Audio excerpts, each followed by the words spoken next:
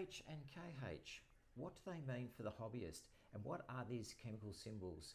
Well, very shortly we're going to explain the GH and the KH and what it has to do with the aquarium hobbyist and what you need to look out for when you want to do some breeding. Hello everyone, welcome back to Blue Fin Aquatics. My name is Andrew and I'm here to share our experience of 35 years with you. So in the opening we were talking about the KH and the GH. Well, the KH, as in the chemical symbol, means carbon hardness within the water, and the GH is the general hardness of the water. Why are these so important? Well, especially when it comes to breeding, especially we'll talk about the discus for a start. The hardness of their water is got to be about 3, so which is very, very low, and it works towards being softer for the discus. And the reason being behind that is because if the carbon and the general hardness are quite up there, what will happen is that as soon as the female lays her eggs, the egg shell on the outside will harden straight away. So therefore, if we keep the water soft by measuring the GH and the KH with the water hardness, we'll be able to bring that down and soften it so the eggs don't go hard straight away, and then that gives the opportunity for the male to fertilize the eggs. So with your general hardness, generally you can go and get a kit, and also you can get for your carbon hardness as well. There's also a kit for that too, or you get it in a 2-pack like we've got here. This is the 2-pack what we use. So when it comes to breeding, and depending on the cichlids that you're breeding, we like to measure the general hardness and the carbon hardness in the water.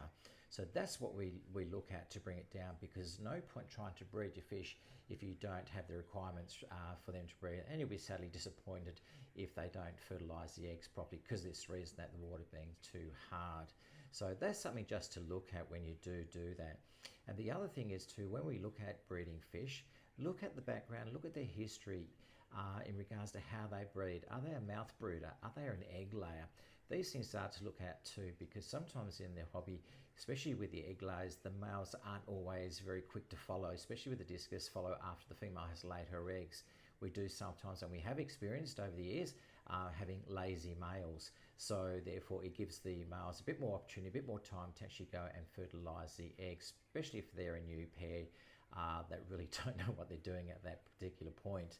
So that's something to look out for. And also with your American cichlids and your African cichlids, whether it be Lake Malawi or for Lake Victoria, so forth, generally they're mouth brooders anyway, so that shouldn't really be too much of an issue. But again, like anything, if you soften the water and get to the sort of temperatures and get to the chemical balance for them, you'll find that the success rate of fertilizing the eggs a lot better, as in numbers, and especially too when you're breeding your fish. We all want to have good healthy fish, so when you do go to breed, do the measuring, do the GH and do the KH, and that will certainly help you. And what we're going to do in our next video, we'll touch on just basically now, is that we're going to show you and speak to you about softening the water, how to bring the water hardness down from your GH and your KH. So this will be in our next video. So what we're going to do, our tip for the week is that we are going to show you how to soften your water so you have more and better experience with your fish, and you'll be a lot happier too to knowing that your eggs are fertilized and you've got the right conditions. Fish generally only breed with the right conditions or close to, so as much as you learn about them, the more success you'll have. So without further ado then, we will see you in the next video. Thank you for joining us.